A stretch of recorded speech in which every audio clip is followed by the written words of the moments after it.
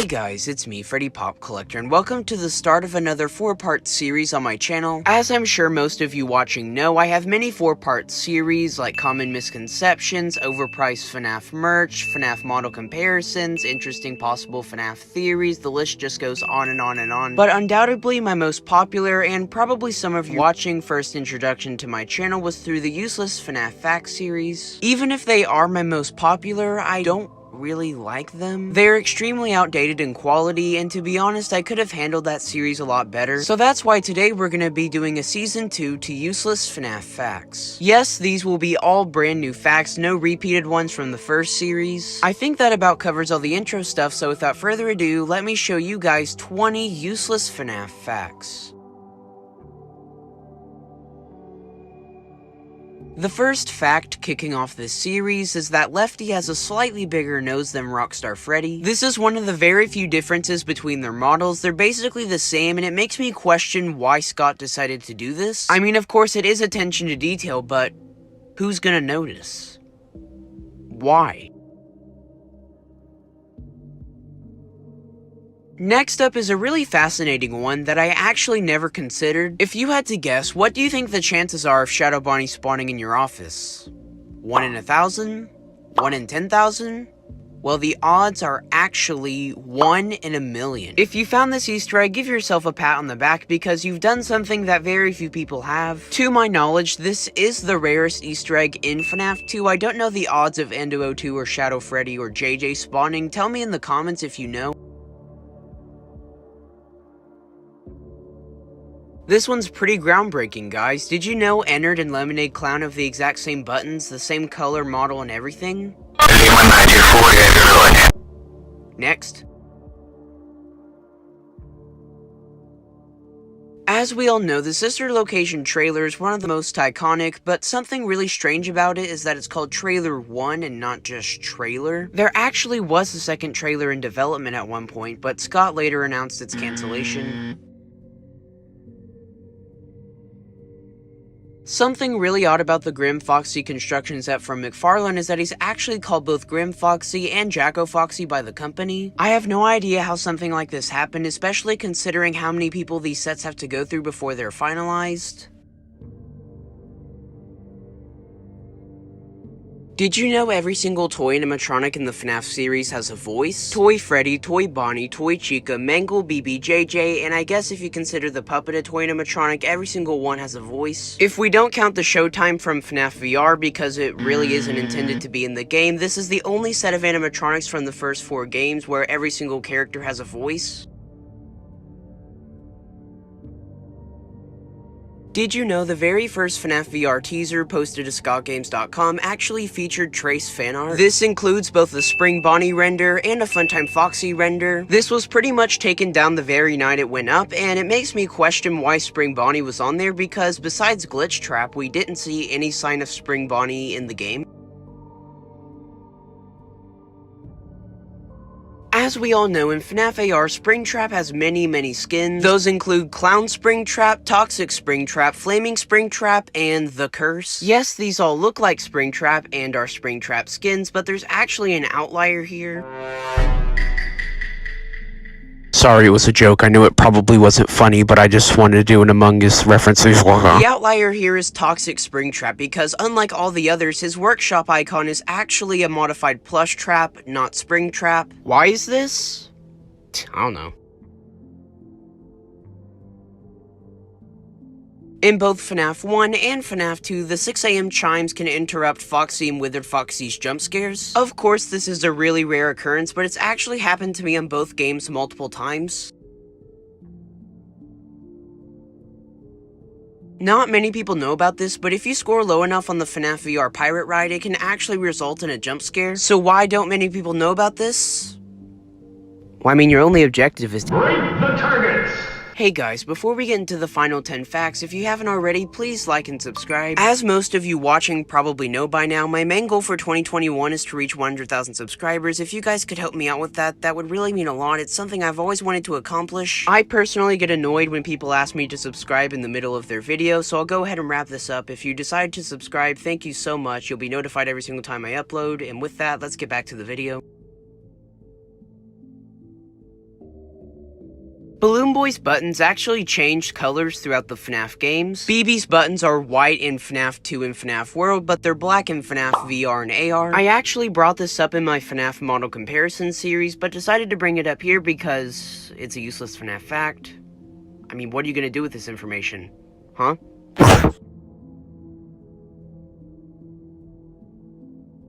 So as it turns out, no Nightmare animatronic from FNAF 4 has eyebrows. Fascinating, I know. As everyone can see, every single animatronic with an endoskeleton has two sets of teeth, the teeth on the costume and then the teeth on the skeleton. The FNAF VR model for Nightmare Balloon Boy, however, just features a smaller jaw for his second row of teeth. Try to unsee that.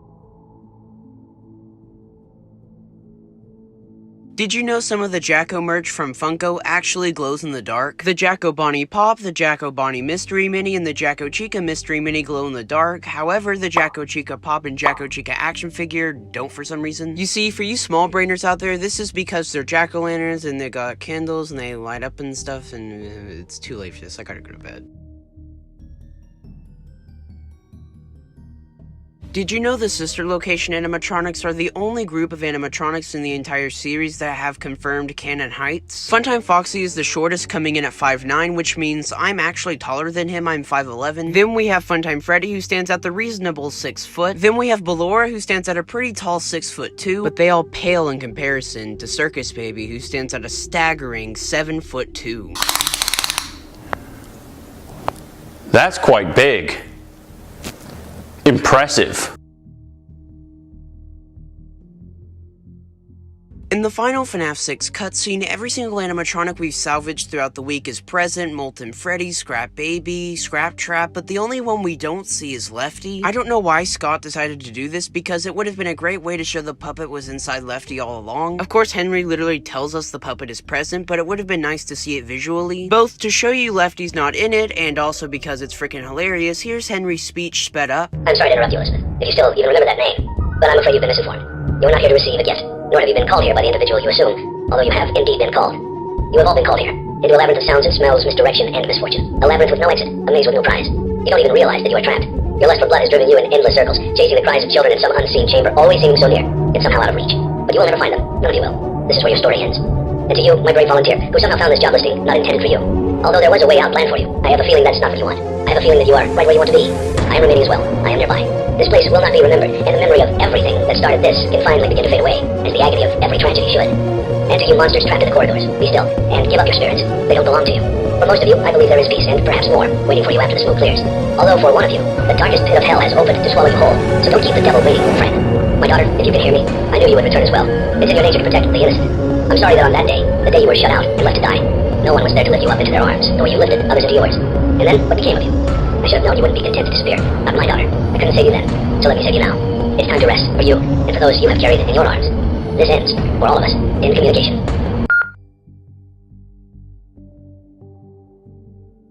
In FNAF 4, sometimes you can see Nightmare Foxy in the hallways before he goes into the closet, but since the hallway's so dark and the animatronics move away from the light so fast, a lot of people don't even know this is in the game. A lot of people know this already, but Plushtrap was originally supposed to debut in FNAF AR's launch. Not only were a lot of his assets already in the files, but he was also in the promotional materials, including teasers and the frickin' trailer. In my opinion, it was definitely worth the wait, though. He's probably the most impressive both mechanically and visually. Speaking of FNAF AR, did you know Magician Mangle's saw has the FNAF AR logo on it?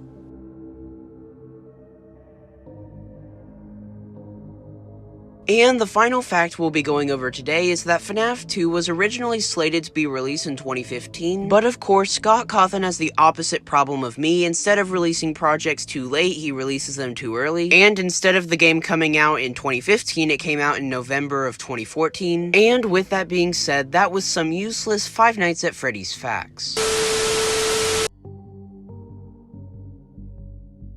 The first useless fact kicking off this video is that the security breach animatronics are going to be appearing in special delivery. Back in December, Daka once again talked to Kieran, aka CEO Volumix, and asked her if any security breach animatronics would be appearing as characters in FNAF AR, and here's what Kieran had to say.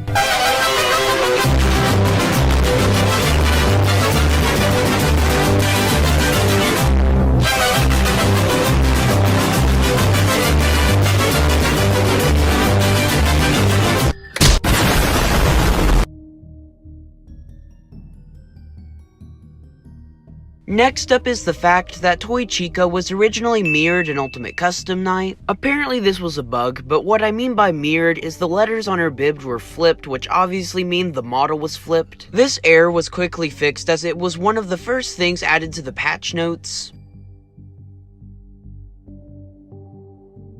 On the topic of UCN, did you know Fredbear's voice lines are actually recycled from Freddy Fazbear's voice lines? As I'm sure most of us know by this point, Freddy Fazbear was originally supposed to have a voice in UCN. There was a job casting call for it, but it just didn't show up. I guess Scott didn't really feel comfortable with giving the mascot a voice because he couldn't really find a fit for it, I guess, so he just gave those recycled lines to Fredbear.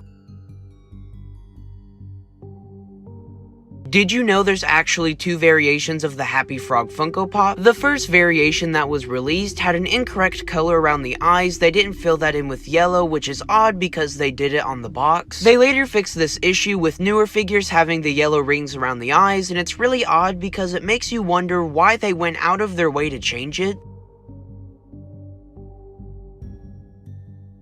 Have you ever wondered why we celebrate FNAF's anniversary on August 8th when the game wasn't released on Steam until August 18th? Well, that's because the game was actually released 10 days earlier on a website called Desera, which has since been discontinued. I may be alone on this one, but this always confused me because I didn't really become a fan of the franchise until after Desera was discontinued.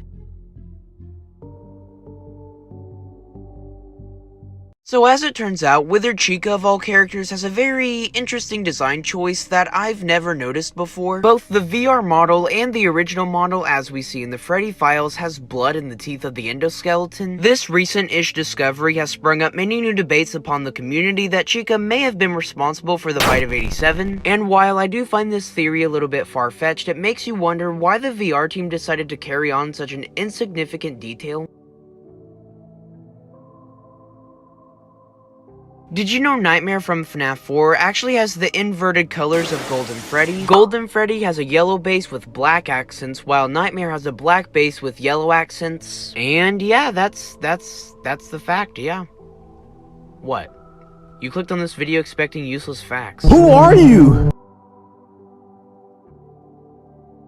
Did you know Sister Location Custom Night's Golden Freddy mode was actually slightly altered after its release? Scott patched this night by making the power consumption slightly slower than normal. He did it because before the patch, the night was basically impossible and he really wanted us to get that tease for FNAF 6, the Michael cutscene. We're actually pretty lucky because Scott stated several times he wasn't gonna alter UCN's difficulty if it was impossible on 50/20 mode, so yeah. Isn't it crazy that the first time Glitchtrap was actually referred to as Glitchtrap outside of the files for the very first time was actually in the GameStop item description of the Vanessa and Vanny statue? It's really wild to think about because throughout FNAF VR they just call him the Anomaly. This makes me really curious to see what they call him in Security Breach, the Anomaly, Glitchtrap, or if he's even in the game at all. I guess we'll just have to wait and see.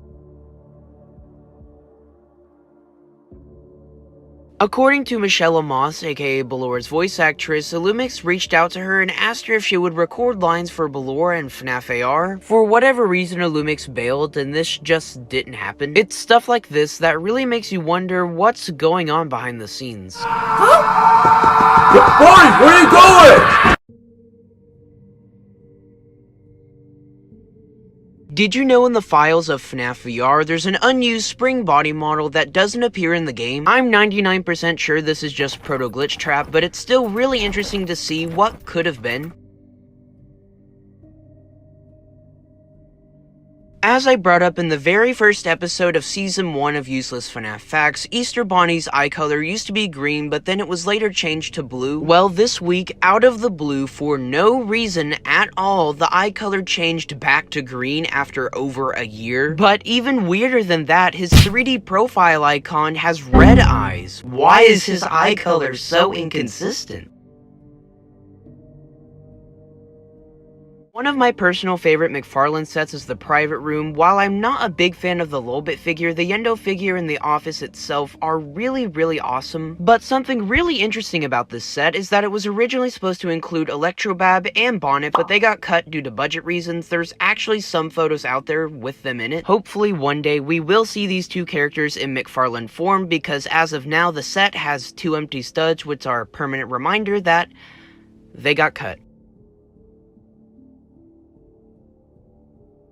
A very small detail I didn't notice about the radioactive Foxy skin from Fnaf AR is that he has a very faint radioactive symbol on his chest. I just noticed that when I was doing my ranking every Fnaf AR skin video a few months ago. I've had a few people asking me if I'm going to do an updated one anytime soon, and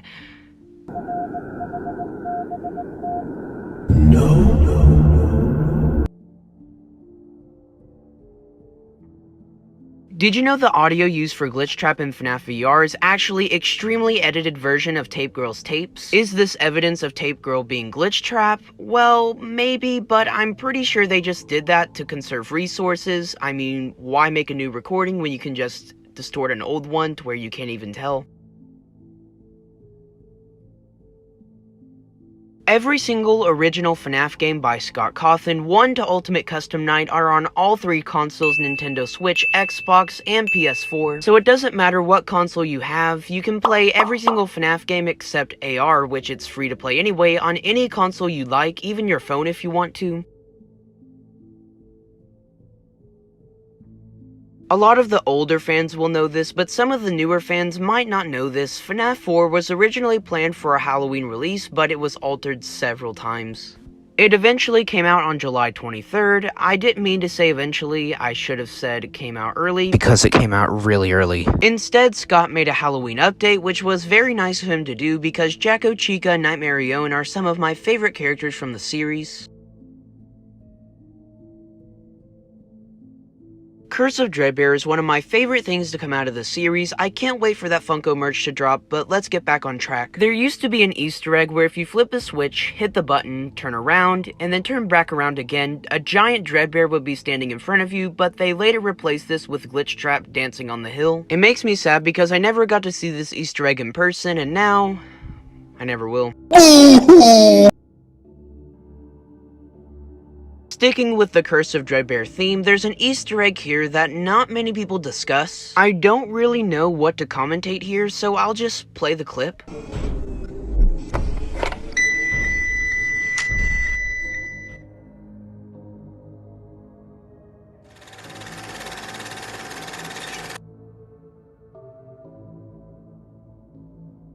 And the final fact I have for you guys today is that there was a lost FNAF 1 trailer. Scott took it down a long time ago. Please go watch this video if you want more information, but basically this trailer was taken down and the only thing that remains is this little Freddy screenshot of an endoskeleton that looks...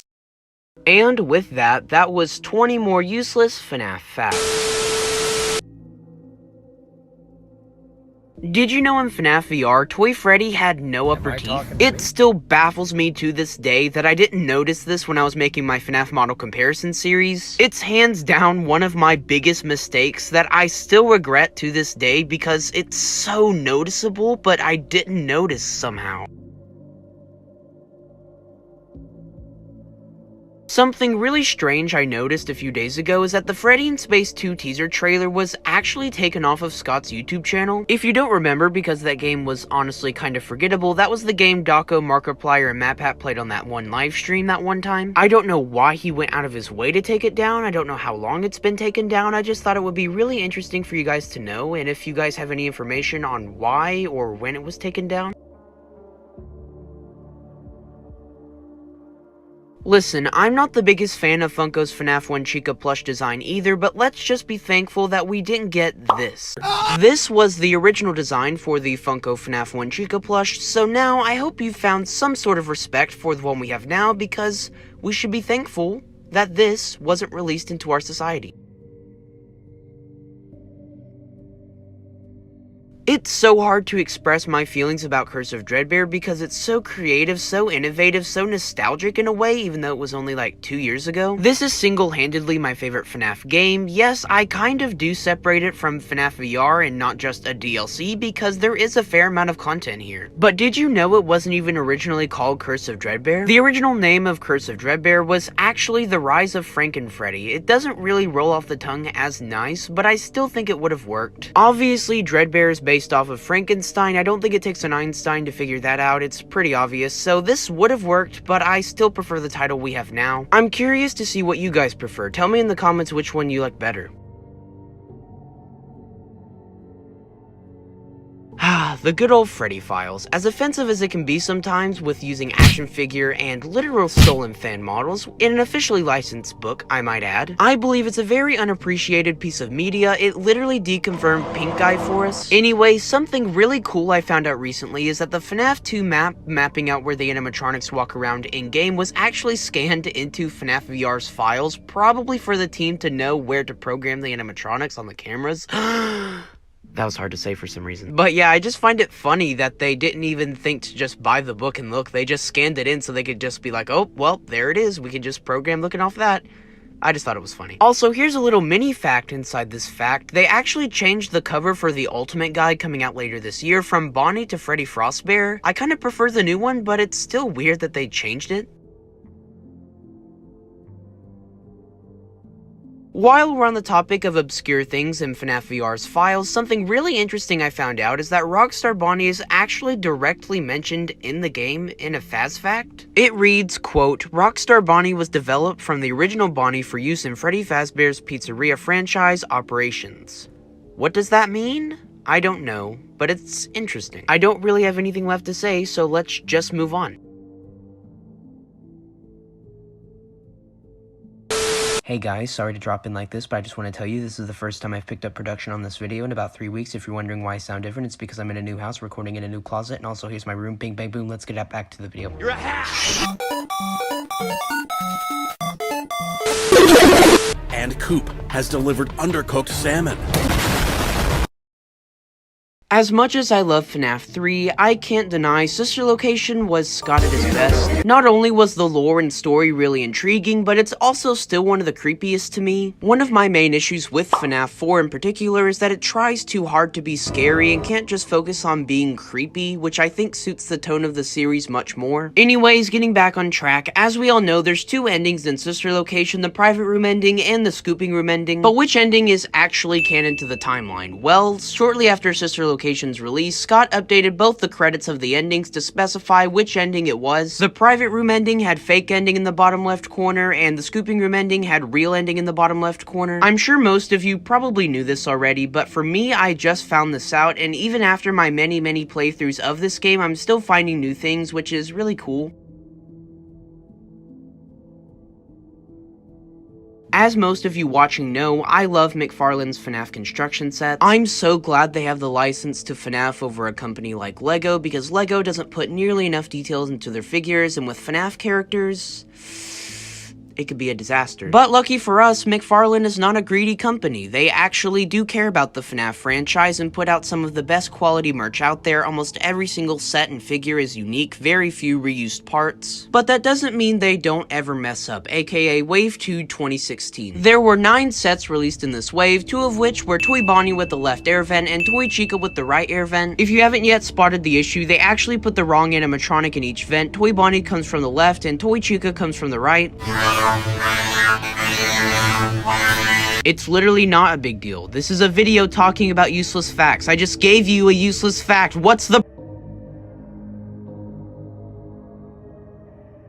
Did you know The Cliffs wasn't always the title for Fazbear Fright Book number 7? The original title story was The Breaking Wheel. This was later changed, and Scott actually revealed the official cover on Reddit. If you don't know why it was changed, well, just read the story, or just look at this cover, and you can get a pretty decent idea of why.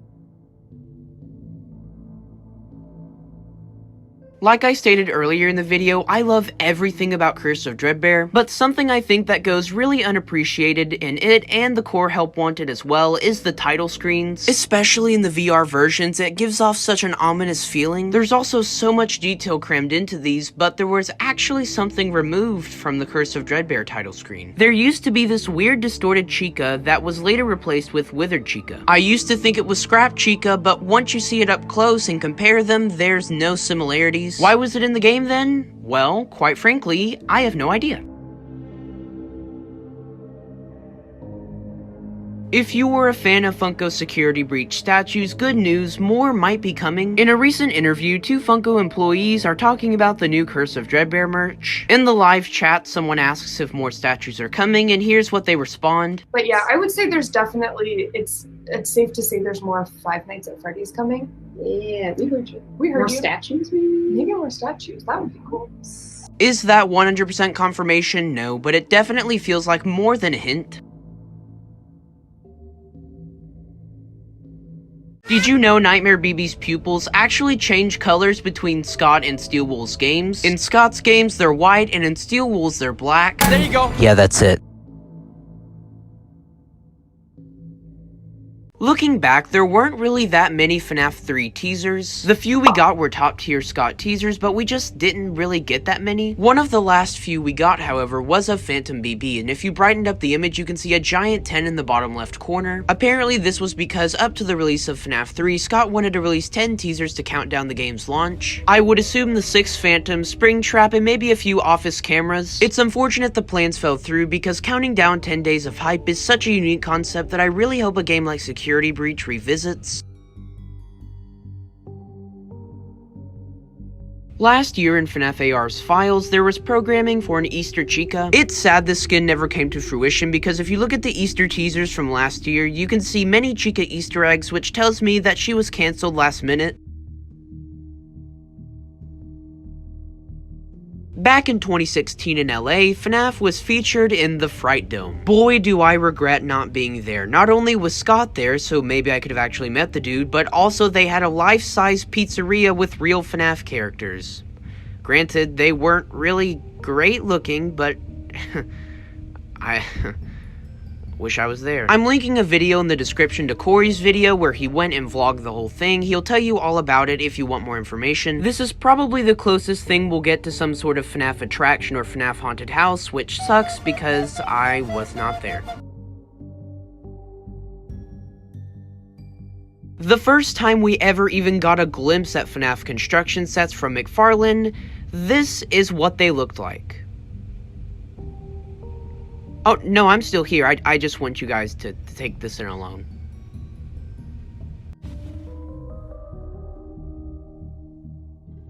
Did you know in FNAF 3 in Camo 8 on the wall there's a puppet mask? I kid you not, it took me literal years to find out this was here. Guess how I found out? Through an SFM map of all things. I thought, no way that's actually there, right? And it was. I'm sure there's some of you watching who didn't know this, and I'm sure some of you watching are calling me an idiot for not knowing this. First of all, you're right, but like I said earlier in the video, it fascinates me that I've played these games so many times and I'm still picking up on new Easter eggs. Did you know there was actually a scrapped attack from FNAF World called Toxic Song? There's actually a few unreleased FNAF Funko Pops, that being gold versions of Nightmare Freddy, Freddy, and Springtrap. It's unclear as to why these weren't distributed, but if I had to take a stab in the dark, I'd say they probably started production on another wave of Pops and just decided to cancel these ones.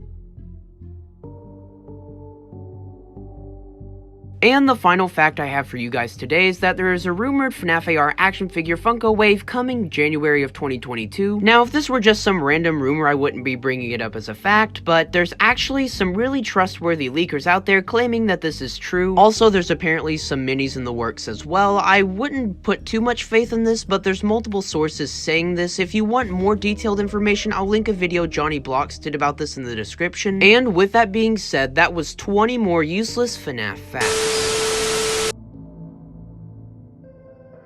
I like to pride myself in knowing that I know a lot about FNAF UCN. Besides Help Wanted, I would say UCN is the FNAF game I know most trivia about and probably is the game I've put most hours in besides Help Wanted, of course. So when there's something that I don't know about this game, then I can guarantee you did not know this either. Sometimes when Toy Freddy goes to attack you, he'll leave his foot behind at his desk. Obviously, it's just some sort of modeling / coding error, but I still think it's a very funny, useless fact and a perfect one to kick off this video. In the files of FNAF VR, there's 2 unused ATM machines. It's unclear what the use of these ATM machines would be, but my guess would be something to do with the Faz coins. Maybe you'd exchange them for money. I don't know what purpose that would be for, but, you know, it's just a guess. Let me know in the comments, what purpose do you think these ATM machines served? The sister location plushies from Funko is often regarded as the worst wave they ever did, and for a good reason. I'd say the only good plushies to come out of this wave were Lolbit and Exotic Butters. Bonnet was just okay, and all the rest were off. We'll just put it that way. But they originally had much better designs. Back in February of 2017, we got a look at the prototypes, and most of them looked a lot better. Ballora, Baby, Funtime Foxy were all great improvements. Ennard and Funtime Freddy still weren't great, but they were definitely better than the final versions. In Sister Location's files, there's a warning for glass pressure trigger. No one really knows what room this is supposed to go to, where in the game it would be used, or why. But here's a pretty interesting clip from Way2 on YouTube to try and explain where this might have been used. Glass pressure trigger. Please do not push against the glass.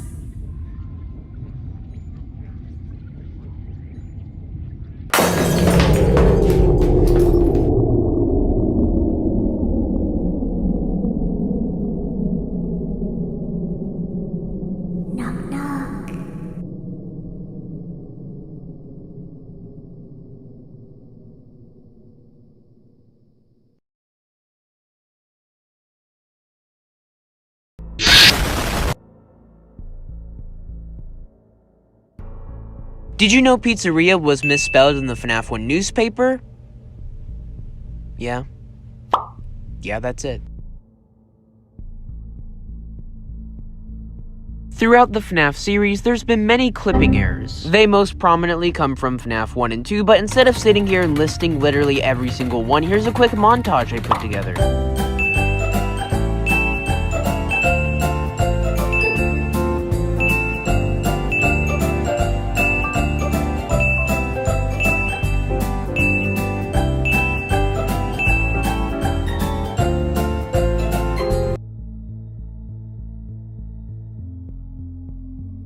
As excited as I am for the Felix the Shark Fazbear Fright book, I am a little disappointed that it's not getting a standalone physical release. It was really nice of Scott to put it online so you don't have to buy the $100 book set to read it, but it just sucks that you can't just get a standalone physical copy to add your collection. Maybe because it didn't meet the page count, maybe because they were scrapped stories, we'll never know. It just sucks that you can't get a standalone physical release unless you get the giant book set. Did you know that FNAF at one point had a cereal? Back in the early months of 2018, FYE rolled out the Nightmare Puffs, which were a FNAF exclusive cereal. I bought a box back in the day, and yeah, it was discount Cocoa Puffs, but you know, you win some, you lose some. When Toy Freddy's profile icon first became available in the FNAF AR workshop, it was actually accidentally replaced with Lefty's icon. Besides the 2020 New Year's teaser, this is the only standing reminder that Lefty was planned for the game, and that teaser will be 2 years old in just a few weeks. Where are you, FNAF AR? I know you released that teaser, but seriously, going off the script here. Like, where have you guys been?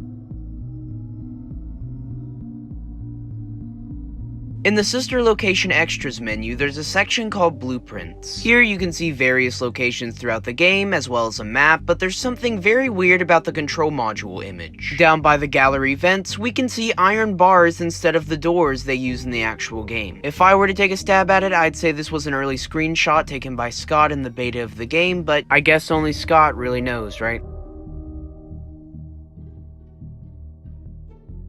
The original name of the Fazbear Fright book series was actually The Twisted Tales. This was most likely changed because it harbors a little bit too close to the Twisted Ones novel, the second in the Silver Eyes trilogy.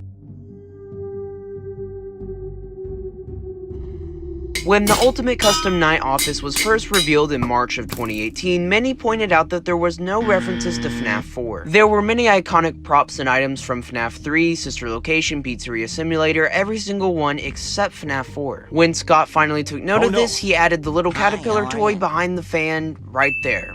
I know it's hard to see, but here's it before, and here's it after. He added it.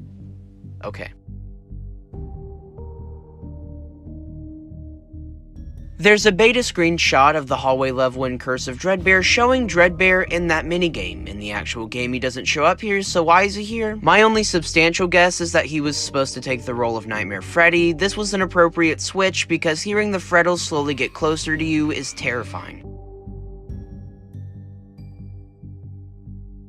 In the Freddy files, on one of the pages, Golden Freddy's name is misspelled to be Godlin Freddy. As anyone should know, Freddy Files is notorious for having several mistakes, so this is just the icing on the most undone, unbaked FNAF cake of all time.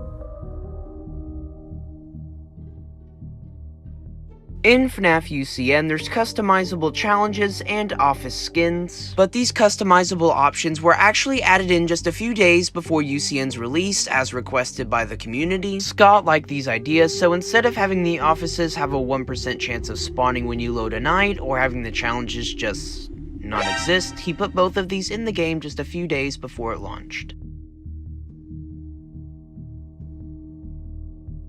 In Sister Location, you can sometimes hear a slowed down voice line of Baby whispering the numbers 1, 5, 7, 8 in a randomized order. No one really knows the significance of these numbers, but it is interesting that they brought them back for 8-Bit Baby and FNAF ARs, so they definitely didn't forget. What do they mean?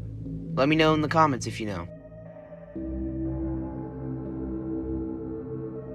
As we all know, Withered Foxy is a core mechanic of FNAF 2. He's a vital piece to keep the gameplay functioning, and that's why when it came to adapting FNAF 2 and FNAF VR, they had to keep Withered Foxy of the Withered animatronics at the very least. But in the original game, it was actually classic FNAF 1 Foxy instead of Withered Foxy. The files confirm that this was most likely due to time constraints, as after the Withered section was added to the game in September of that year, the new Withered Foxy model replaced classic Foxy in the FNAF 2 modes.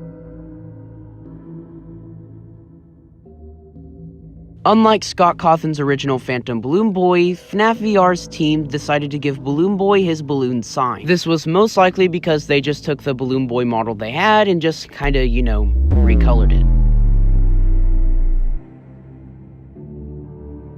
Back in 2020, Funko re-released their Wave 1 of FNAF action figures. Most of them were the same, Freddy, Chica, Bonnie, Golden Freddy, but Foxy had a very weird, minor-ish difference. His entire base color was changed from orange to red. I originally thought they made this change to be more faithful to Help Wanted, but what do you guys think? Why do you think they did this? This is the only change they made, so I'm curious if you have any ideas.